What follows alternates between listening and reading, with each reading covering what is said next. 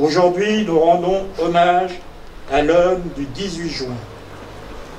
Nous honorons également la mémoire des hommes et des femmes des forces françaises libres et de l'armée des ombres. Nous saluons les morts de Bir Hakeim et le plus d'un millier d'exécutés du Mont Valérien, les combattants de Kiefer et les maquisards, les résistants du Limousin et les soldats de Provence.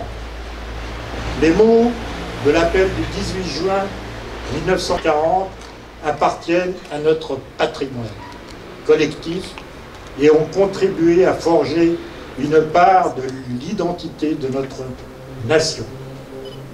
79 ans après, avec ces mots, nous continuons à écrire l'histoire de la France et à porter haut les valeurs de la République.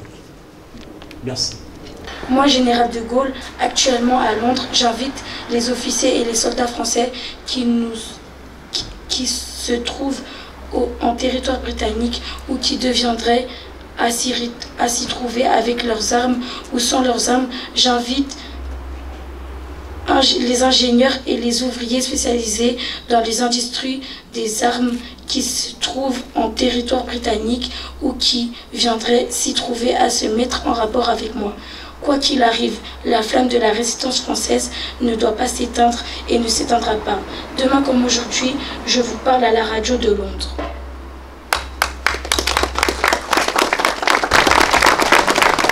Quelques mots brefs pour effectivement nous rappeler de cet appel du 18 juin.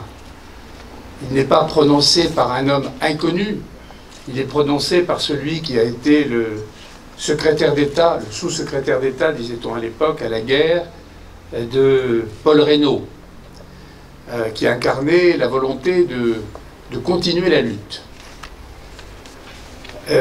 En juin 40, les Français sont évidemment dans l'angoisse de leur avenir immédiat et bien peu le 18 juin, entendent ce message.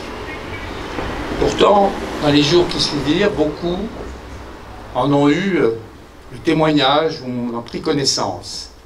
Un certain nombre de très jeunes gens, de 18, 19 ans, ont rejoint notamment les pêcheurs de l'île de Sein, mais d'autres aussi, ont rejoint Londres et ont constitué ce qui allait être l'embryon des forces françaises libres. Ils ont en cela fait preuve d'un courage, évidemment, qu'on ne peut que respecter, admirer, tant ce geste était très minoritaire. Et il est toujours des hommes de courage, des femmes de courage qui savent, dans des circonstances exceptionnelles, lutter contre un destin qui paraît tracé à l'avance. Je pense que c'est à eux, aujourd'hui, aussi, qu'on doit rendre hommage.